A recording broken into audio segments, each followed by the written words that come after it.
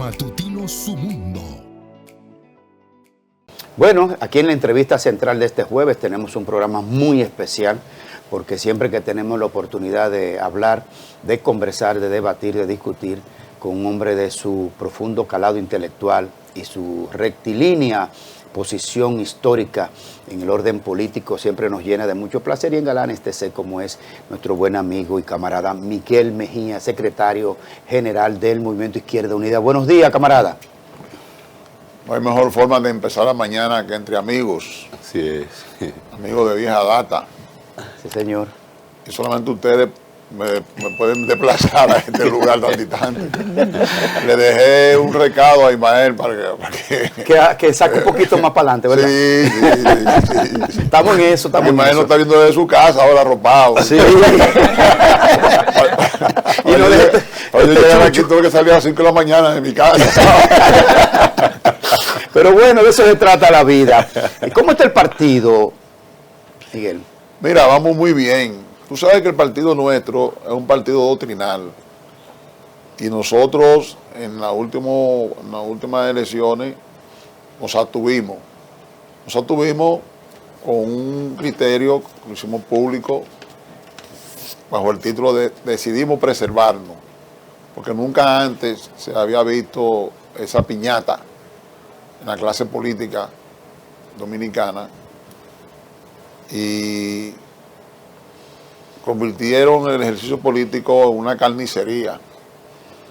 Yo quiero un pedazo de aquí, de aquí, de aquí, ¿cuánto cuesta eso? Entonces, nosotros no teníamos condiciones para revertir eso.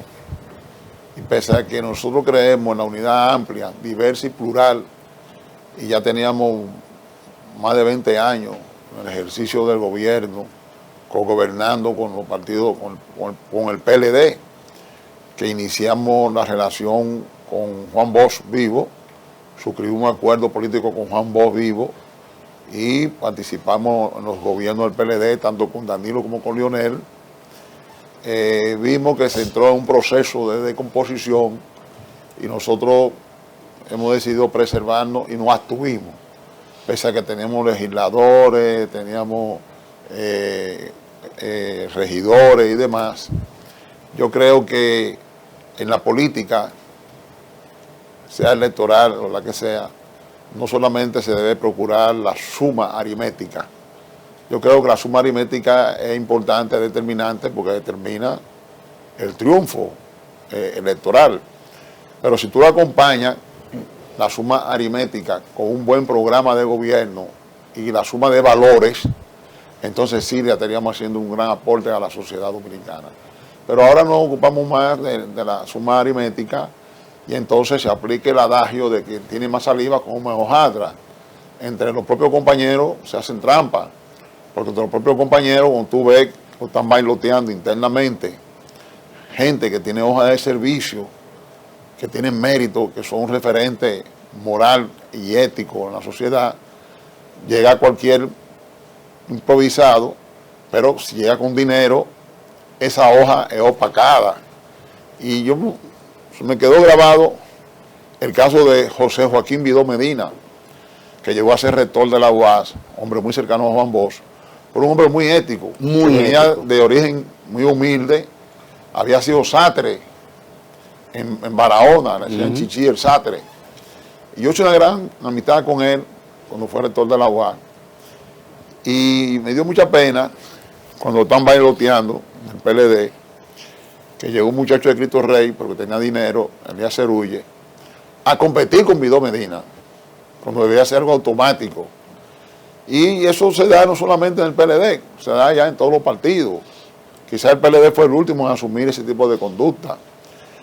Entonces, hay una degradación del ejercicio político y nuestro partido que se ha sintonizado, o hemos tratado de sintonizarnos con los signos de un nuevo tiempo, de no ver la solución a los problemas dentro de un marco de una unidad meramente ideológica. Hemos planteado que los problemas de la humanidad son tan grandes y tan complejos que no puedes tú encararlo ni buscar soluciones desde un ángulo meramente ideológico. Tiene que unificar el universo de intereses Y por eso hemos estado planteando la necesidad de una unidad amplia, diversa y plural. Y bajo ese concepto comenzaron una ola de gobierno progresista que empezó con Lula, con Chávez, con Rafael Correa, con Evo Morales y demás. Fue bajo ese criterio, no fue una unidad ni un programa ideológico, fue dentro de ese concepto. Que luego ha venido en cascada, cayendo. El más reciente fue el domingo, con Libre en Honduras, donde los Zelaya perdieron de la oposición, de la derecha. De la derecha. Claro, ahí hay un componente que ha cogido mucha vigencia, que es la narices de Trump. Ya Trump lo hizo con Argentina. Yo le doy el préstamo a Argentina si ustedes votan por mi ley. Y eso tiene algún impacto. Porque claro que sí, claro que una potencia económica, militar. Entonces, pero en este caso, agarra, fíjate el extremo que se llega, mira a los niveles de degradación que se está llegando en el ejercicio de la política. Juan Orlando, el presidente saliente de Honduras, al día siguiente de entregar, lo sacaron encadenado. Pero vamos para allá, Miguel, discúlpame. Vamos para allá, para la región, vamos para allá, para la región. Lo que quiero es porque hablamos del movimiento Izquierda Unida y tú estás planteando algo muy serio en términos de la reorientación. Me gustó ese concepto, decidimos preservarnos. Ayer aquí estuvo don Temístocles Montaz y abordó el tema, para que luego pasemos al tema de Venezuela, Miguel, y a lo de la región, obviamente. Pero ayer estuvo aquí Temístocles Montaz. Juan Temístocles Montaz. Claro que sí. Una tremenda entrevista nos dio ayer. Y dijo, con relación del narcotráfico y la penetración del narcotráfico en los partidos, podría llevarse de encuentro el sistema de partidos en nuestro país. ¿Qué ha fijado posición el MIU respecto de este tema del narcotráfico en los partidos? Bueno, pero es que cuando te hablo que están en una carrera de suma aritmética y están depreciando los valores, entra todo eso ahí. Contemos una gran amistad, porque cuando nosotros en el 93 hicimos un acuerdo con Juan Bosch designó de enlace al Movimiento Izquierda Unida a Juan Temístocles Montaz, a Leonel Fernández Reina y a Danilo Medina. De los tres, dos han sido presidentes. Y eso nos permitió desarrollar una amistad más allá de lo político. Con el Temo, evidentemente, he tenido alguna diferencia que la he ventilado públicamente, porque él tiene un pensamiento económico muy neoliberal, muy tecnócrata. ¿Ves? Eso no me lleva a mí a disminuir el afecto que tengo que él, pero es un problema meramente político. Entonces, cuando nosotros hacemos ese enfoque que tiene un carácter ético y moral, y decidimos sacrificarnos, porque realmente si aquí hay un episodio que tiene fecha establecida y que la clase política no puede mantenerse al margen de ello, porque los tiempos han cambiado, ya no estamos planteando transformar la sociedad por la vía armada ni no la montaña, sino a través de un proceso democrático. Pero cuando el proceso democrático se contamina de manera colectiva, entonces es preferible oxigenarse, medir la temperatura y replantear una nueva inserción que tenga contenido, que tenga valores. Y eso es lo que nosotros hemos hecho. Y hemos decidido recorrer un camino solo, fijar posiciones solo.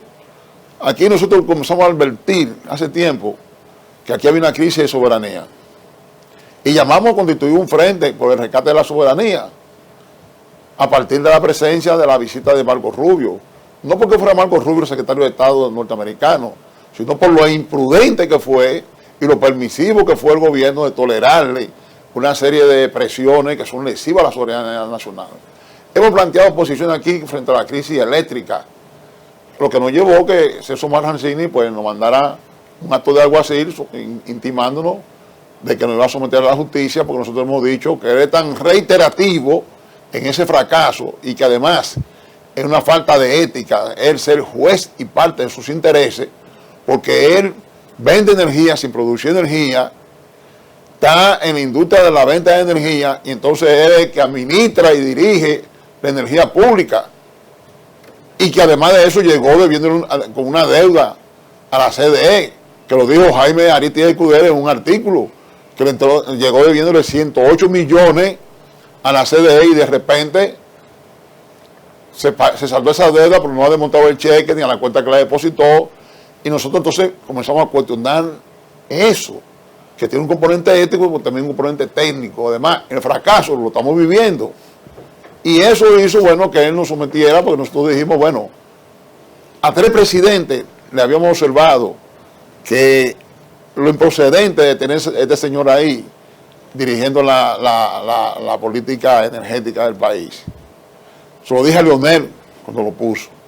Y le llevé un dossier con todos los soportes. Leonel está vivo, yo lo estoy echando públicamente, diciéndole por qué ese señor no podía dirigir la CDE, que era como se llamaba en ese entonces, donde habían email que estaban transfiriéndose empleados, utilizando empleados de la CDE a darle mantenimiento a su empresa, transfiriéndose clientes y una deuda que tenía, un desorden a Leonel. Llega Danilo y yo vuelvo y reitero, siendo coherente, a Danilo, y Danilo me escucha. Entonces cuando entra Bichara, ¿usted se acuerda que Bichara por eso sustituyó a Celso Marrancini? Rubén Bichara. Pero llega Luis Abinader, entonces yo retomo el tema. Para Luis Abinader él es un apóstol, que más sabe, cosas. Bueno, entonces, ¿Celso o Luis? Celso. Celso. Yo solo planteo. ¿Él es el apóstol del sector eléctrico? Sí. Él es el sal, pero para Luis él es un apóstol. Pues yo lo discutí en privado con Luis. Digo, bueno, yo quedo en libertad de yo enfocar mi punto de vista cara al pueblo. Y retomé el tema. Entonces cuando él me manda un acto de intimidación de que, pues yo dije una expresión que es muy universal, que cuando comencé a hurgar de dónde es el origen de eso, yo le dije, este es un perro huevero. Ustedes saben que los perros hueveros son aquellos que le queman la boca y siguen comiendo huevos. Pues yo vengo con 3 administraciones diciéndole lo mismo. Y la incapacidad está ahí. Aquí se dio un blackout. Y aquí no se le ha dicho al pueblo cuáles fueron las razones técnicas de eso. Si fue un sabotaje, si una incapacidad. Pero aparte de sí, Miguel, el órgano coordinador que se llama OCE, órgano coordinador del Sistema Interconectado de Energía, dio un informe, fue un error humano. Bueno, ¿y dónde están las responsabilidades? ¿Cuál es la responsabilidad? Que quitaron a un... 2, el del metro y el de la IT, el de la empresa de transmisión eléctrica. Ajá, ¿y quién fue que cometió el error? error? Pero eso es parte de la pugna interna de ellos. No es por un problema de eficiencia ni de rendirle pleitesía a la sociedad que paga la consecuencia desde todo punto de vista. Lo hacen. Con lo del metro, tomaron una medida, quitaron a ese muchacho de ahí, le dieron más poderes a un muchachito que está ahí, que todo el mundo sabe lo que está haciendo, que está alineado con una empresa internacional, francesa, entre otras cosas, habiendo técnicos competentes, porque mira, ahí hay un muchacho, se llama Leonel Carrasco, que fue de los fundadores. Lo que pasa es que ese es leonelista, ese de Villajuana. No, pero no, él es compañero de infancia de Leonel, pero es un técnico que de los fundadores que conoce eso y tiene el anonimato. Un técnico. Usted está diciendo que Pavel Isa tiene más compromiso con el sector privado que con el gobierno. Y con empresas internacionales. Yo se lo he dicho al presidente Luis. ¿Qué usted le ha dicho? Eso, cuando se estaba haciendo la licitación del monorriel de Santiago, que habían varias empresas compitiendo, él que estaba en la coordinación de eso, estaba favoreciendo a otras, y uno sabe cuáles son los mecanismos, uno tiene la información, y yo se lo dije a él, y lo he dicho otra vez públicamente, con un sentido de asentamiento, de transparencia y de eficiencia de los recursos públicos. Qué raro que Graeme no te ha preguntado que si tú manejas la información de que se quiere privatizar el metro de Santo Domingo, entonces por ahí hay como una conectividad o una asociatividad o una vinculancia, dicen los abogados. O sea, tú nombras a un nuevo gerente del metro que representa intereses yo me imagino cuál es la empresa francesa que está vinculada a la construcción y Pero operatividad. el presidente anunció que Macron iba a visitar a Santiago si se daba la cumbre aquí. La cumbre no se dio y Macron se quedó enganchado, pero todo eso se está haciendo. ¿Tú crees que hay un plan de privatizar el metro con la designación de este joven? No. Yo creo que este joven lo que está defendiendo son intereses. Okay. Son intereses. Y por eso han concentrado demasiado poderes en ese muchacho. Fíjate que quitan a Rafa Santos y lo ponen a él. Una función honorífica en términos salarial, pero le concentran todos los poderes a él. Yo no sé qué tan gran experiencia tiene ese muchacho en ese sentido. No, dice que de la cuadra de Joel Santos, ¿Eh? que es del equipo de Joel Santos. Él viene de la época de Gustavo Montalvo. Pero yo pienso que gente como Leonel Carrasco, que es un héroe anónimo que está ahí, y que es verdad que de Villajuana se crió por un tipo decente, técnico, que conoce eso, que conoce, él es el alma de eso, y no lo consultan. Pero yo quiero preguntarle a usted, si usted dice, por ejemplo, que Yael Isa, el director de la OPRED, que también maneja el fideicomiso ese, el FITRAM, está defendiendo sus intereses, y el presidente Luis Abinader lo designa en una segunda posición, entonces, ¿quién es el culpable? ¿Qué se busca con esto? De designar a una persona en dos posiciones importantes, estratégicas, para que defienda sus intereses. ¿Y qué es lo que está defendiendo Celso Marrancini en la parte eléctrica? Celso Marrancini es dueño de la Multiquímica, una empresa que vende energía sin generar energía. ¿Eso es corrupción entonces? Yo no sé. Yo te ¿Cómo estoy así, citando el Miguel? caso. Tú me dices a mí, ¿Celso Marrancini es o no es el dueño de Multiquímica? Sí, ese es el dueño. ¿Vende, no viene de esa área? Sí, vende. ¿Y cuál es el hijo de Celso? ¿Qué funciones tiene el hijo de Celso? Presidente del CONEP, Celso Juan Bueno, Marrancini. entonces parece ser que representan esos sectores, se sienten cómodos con él, y él es un representante más que de los intereses de los infelices del pueblo dominicano, es de esos sectores, que son los músculos que lo soportan a él. Entonces este muchachito, que ahora también le concentran más poderes de lo que tiene, también viene por ahí. Vámonos para Venezuela. Pero espera. Miguel, ¿cómo Celso vende energía? Él es un generador Él tiene una privado. empresa generadora. Sí. Pero tú dijiste que él no vende, que le pagan una energía que él no vende. No. Que ese negocio vende energía sin producir energía. Es como una especie de intermediación. Cuando empezó él era así. Pero ya con el tiempo que él tiene ahí, ya le ha hecho un reacomodo jurídico, técnico jurídico, para justificarse tener esa función. Para mí es antiético. Para mí es antiético que tú pongas una gente que sea juez y parte de sus intereses. Está bien. ¿Entiendes? Mira, en el primer gobierno de Leonel, cuando existió el noble programa de Petrocaribe por la generosidad de Hugo Chávez, Hugo Chávez me planteó a mí crear las pomponas populares, que era este almacenamiento del GLP, para que las organizaciones comunitarias compraran el gas a precio de costo a Venezuela y se la vendieran ellos mismos. Yo dije, bueno, pero es una cuestión social que le quita presión al gobierno y que abarata costos de la canasta familiar. Tú lo ves así, espectacular. Pero yo no conocía mucho la autoridad del Estado, estaba comenzando. Luego me doy cuenta que comienza a boicotear eso, yo no le veo sentido, ¿por qué se oponen a esto? Y era que los distribuidores de gas, de un gas que era subsidiado por el Estado, se vendían y se pagaban del mismo palacio. Y en una me lleva un alto funcionario palaciego, mi oficina de palacio, a un dueño de una distribuidora de esa para que yo le abra un espacio en el mercado venezolano para traer gas. Digo, yo no estoy aquí para responder intereses del grupo. Yo estoy aquí para responder los intereses del país. Ya tú sabes lo que se derivó de ahí. ¿Entiendes? Miguel. Yo tenía, perdón, para que tú veas. Sí.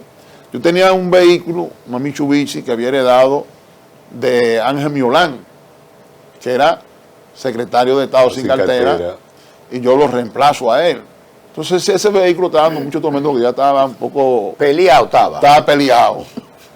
Le correspondía al administrativo del entonces cambiarme el vehículo, porque yo le decía, cuando terminemos esto, va a aparecer más costo en reparación de este vehículo que lo que vale comprar un vehículo nuevo. Sí. Entonces el tipo, en retaliación a yo no complacerlo, cuando me llevó al distribuidor de gas, que tenía un vínculo familiar también, para que tú sepas, y como él era administrativo, él era el que compraba y él era el que pagaba. ¿Tú ves? Entonces yo fui de Leonel. Siempre mi relación con el presidente. Digo, mira, está pasando esto. Y yo no quiero el vehículo ese. Nosotros llegamos aquí con vehículo y con armas. Nosotros no necesitamos ni vehículo ni de armas del gobierno. Así que te descargo tu cosa. Y entonces el tipo después en la tarde me llama, el administrativo, y me manda un formulario. ¿Y quién era? Porque usted no me decía el administrativo. Te voy a decir, y me manda un formulario. Un formulario. Sí, él es muy ingenuo. Él es, sí, cárgalo, Miguel. Lo va a cargar. Mira, y era vecino tuyo de oficina. Sí. Era así, y uno hacía así para el despacho. Lo voy a cargar, lo vamos a acabar y lo vamos a mecer.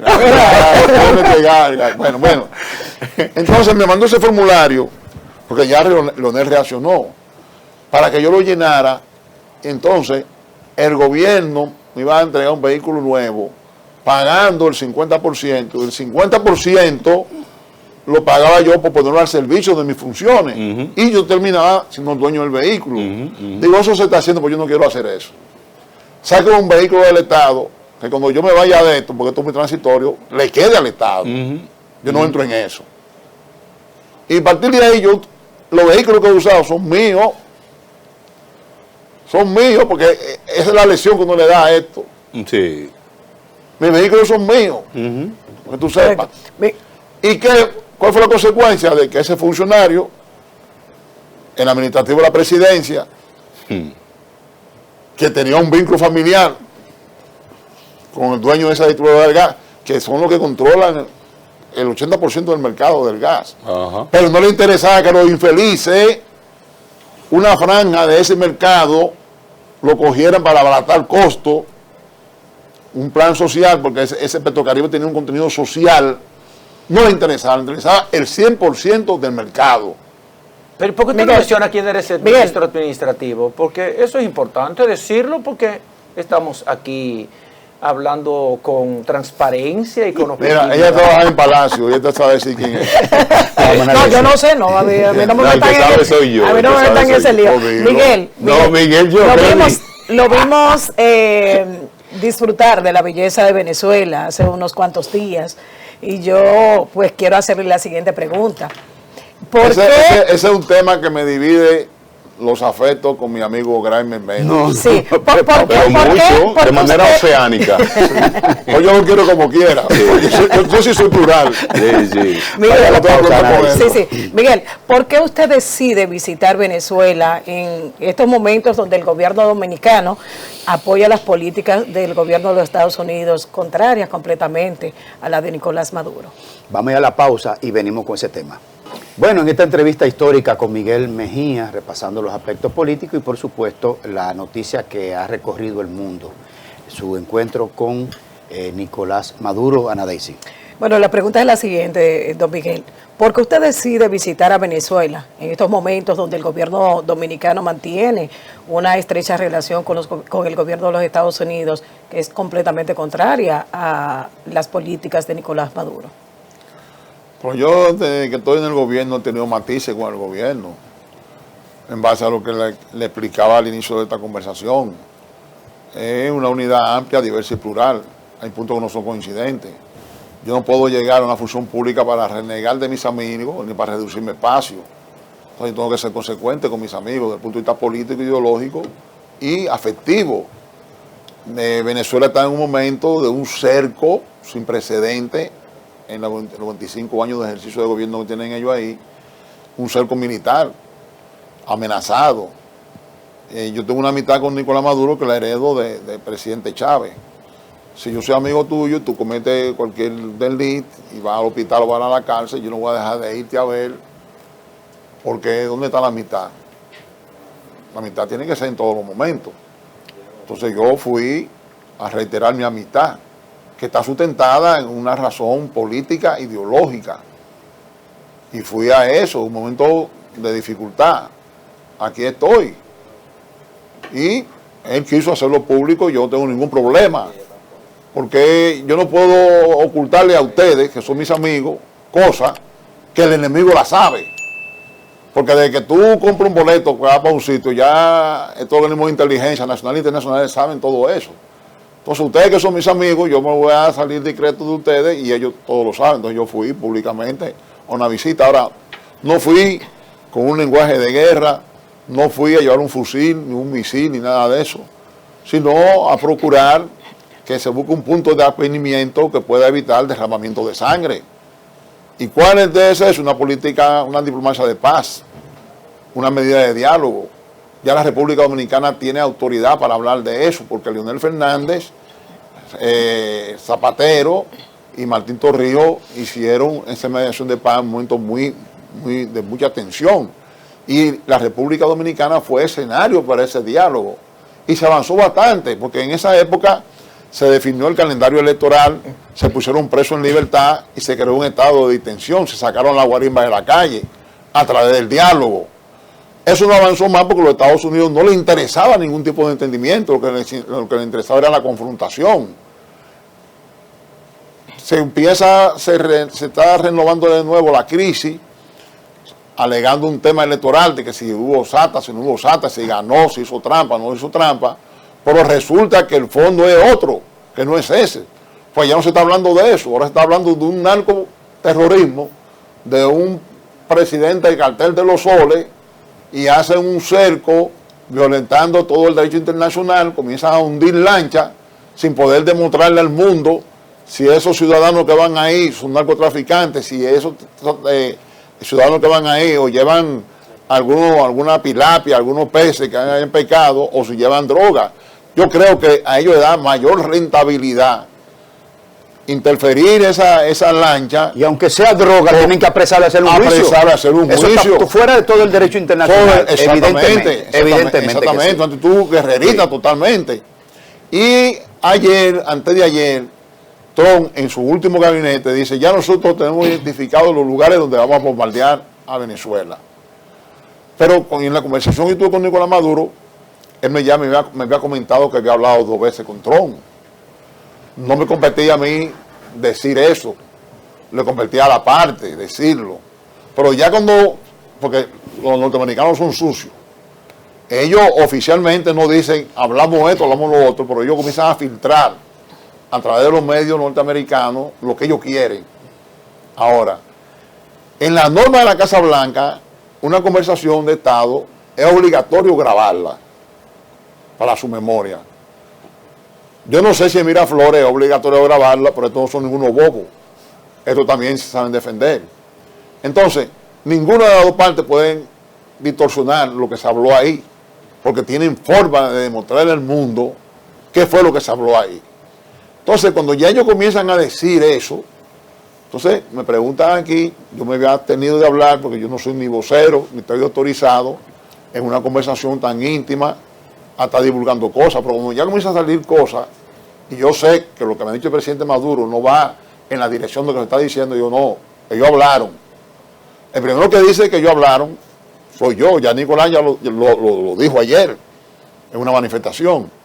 Ahora, lo que el presidente Maduro me ha dicho a mí no va en el temperamento de lo que está diciendo Trump, que le está diciendo, te estoy combinando a que te vaya y te doy garantía de que te lleve tanta gente. Eso no fue lo que hablaron. ¿Qué fue lo que hablaron? Fue una conversación cordial, respetuosa, e incluso donde él lo invitó a visitar a Washington. ¿Entiendes? Entonces, yo que he oído la versión, no me está contando nadie, sino del actor principal, veo, y conociendo ya la naturaleza de esta gente que son mentirosas, digo, eso no es la verdad, eso no fue lo que ellos hablaron, ¿verdad? Ahora, pese a todo eso, hay una contradicción. Porque ¿cuál es el pretexto de hacer un cerco con Puerto Rico, con Guyana, con República Dominicana, no sé con qué otro país más, un cerco? Tiene el portaavión más grande del mundo, el Gerald Ford, parqueado ahí, ¿verdad? Tienen bases militares en Puerto Rico y ya el presidente dominicano, lacerando nuestra soberanía, en una actitud evidentemente servil, sin precedente en la historia política dominicana, ni siquiera Trujillo en su época fue capaz de hacer eso. Primero, mete un gol y la sociedad, y ustedes los comunicadores como que no se dieron cuenta, cuando él saca un decreto diciendo, este decreto es para combatir el cartel de los soles, de manera puntual y específica. No dice el decreto para combatir el narcotráfico, para combatir el terrorismo, con lo cual yo estoy de acuerdo. Combatir el narcotráfico seriamente y el terrorismo seriamente. Saca ese decreto que no es otra cosa que permitir el uso de nuestro espacio aéreo, marítimo y terrestre de la República Dominicana. Ese es el propósito de ese decreto, pasó desapercibido. Viene el secretario de Guerra y entonces él hace un acuerdo de manera muy específica de permitirle que use el aeropuerto de San Isidro, que es un aeropuerto militar, como ustedes saben, y el aeropuerto internacional Las Américas. ¿Para qué eso? Para agredir a otras naciones, para ser parte del cerco. Tampoco hay precedente de eso. Pero además se están parando en una ley del 95 que fue superada con la modificación, con la reforma de la Constitución que se hizo en el 10, que se conoce como la reforma de Lionel, y donde surge el Tribunal Constitucional. O sea, eso debe ir al Congreso e ir al Constitucional. O sea, que desde el punto de vista jurídico constitucional es ilegal. El entreguismo de este muchacho de esta manera tal que se entrega a ellos y ya nosotros somos parte de esa agresión, de ese concierto de agresión que están a hacer con un gobierno que ellos, en nombre del narcotráfico, quieren detutanarlo por la vía violenta. Pero ironía de la vida, hay unas elecciones el domingo pasado en Honduras, hay un presidente, un expresidente, que al día siguiente de bajar de ahí, se lo llevan encadenado, ellos mismos, la DEA, lo condenan a 44 años y le ponen una multa de 8 millones de dólares. Y en la antesala de las elecciones, para que tenga una repercusión en el Partido Nacional hondureño, Trump dice, no, le voy a dar el perdón, lo voy a poner en libertad. Todo eso es para hacer uso de su poderío. Pero, ¿qué contradicción? Tú estás liberando a un narcotraficante condenado por un tribunal norteamericano y tú estás hablando, exhibiendo que tiene una lucha sin cuartel contra el narcotráfico. Entonces, evidentemente es todo un manto, un propósito. Andan detrás de la riqueza de Venezuela, del petróleo, del oro, como lo hicieron con Irán, como lo hicieron con Libia. Eso es el fondo, es eso. Ahora, ¿qué busca la República Dominicana inmiscuyéndose en eso? Ya lo hizo y fue una de las razones de mi ruptura con Abinader, cuando yo dije que convirtió el símbolo del poder político dominicano, que el Palacio Nacional es un vertedero, contrajo toda esa basura para meterlo ahí. Y dije responsablemente que usted tiene un lugar reservado en la historia. ¿Cuál es? El zafacón, para allá que usted va. Y con todas estas actuaciones que está haciendo... Eso tú lo estás reiterando. Tú lo estás reiterando. Sí, claro. Con todas estas actuaciones que está haciendo, que no expresa el sentimiento de la mayoría de los dominicanos, sino de su compromiso, y habrá que ver qué pasa con eso y por qué lo está haciendo. Porque como decía Juan Bosch, en política hay cosas que se ven y cosas que no se ven. Aquí hay muchos extraditables que están diciendo allá a quienes dieron dinero en campaña, y los gringos están, el fichero lo están engordando, y yo no me estoy inventando eso. Según su conversación con Maduro, ¿usted cree que Maduro estaría dispuesto a salir del poder mediante una negociación. Maduro está dispuesto a entrar en un diálogo, dentro de un marco de respeto. Sí. Dentro de un marco de respeto y dentro de un marco también de derecho soberano. Paz en soberanía. Nuevas elecciones. Porque eso es un tema que le compete a los venezolanos. Miguel, nuevas elecciones. Maduro puede convocar a nuevas elecciones. Eso debería ser parte de una agenda a discutir entre los venezolanos. Porque ¿qué es lo que ellos han logrado con eso? Consolidar el gobierno, consolidar el partido del gobierno y dividir la oposición. La sucesión. Porque ahora María Corina anda por un lado y Capriles anda por otro. Miguel, ¿cómo sería la sucesión en caso de que Maduro ceda por la paz? Los Rodríguez serían de él. No, yo creo que no se puede adelantar el juicio. Lo que hay que procurar una solución dentro de un marco de soberanía y una solución dentro de un marco de la diplomacia y de la política, no de la medida de fuerza, no con la carabina en la cabeza, no con los portaaviones, no con el cerco, no hundiendo lanchitas de pecadores y no inventándose cosas con la doble moral. Porque lo que ellos le están exigiendo o le están creando el estigma a Venezuela es muy contradictorio con lo que ellos están haciendo con el indulto de Juan Orlando, condenado. Entonces, ¿de qué es narcotraficante? Entonces, ese poderío que lo pongan ellos a proteger su territorio, porque si no hubiera mercado, no hubiera producción de droga. ¿Y cuál es el mayor mercado que existe en el mundo, el consumo de droga? Los Estados Unidos. Entonces, aseguren su frontera para que no les entre por ahí. Y estoy en contra del narcotráfico, estoy en contra del terrorismo, pero de manera real, no coger eso como un pretexto para justificar una injerencia y una imposición y una agresión militar como están haciendo en otra parte del mundo. Llegamos a la parte final. Pero déjame preguntarle sobre los derechistas cubanos que están aquí. Ayer no viste la rueda de prensa. Sí. Ajá. ¿Usted no vio una rueda de prensa de la ultraderecha dominicana y de centroderecha pidiendo un proceso de democratización en Cuba ayer?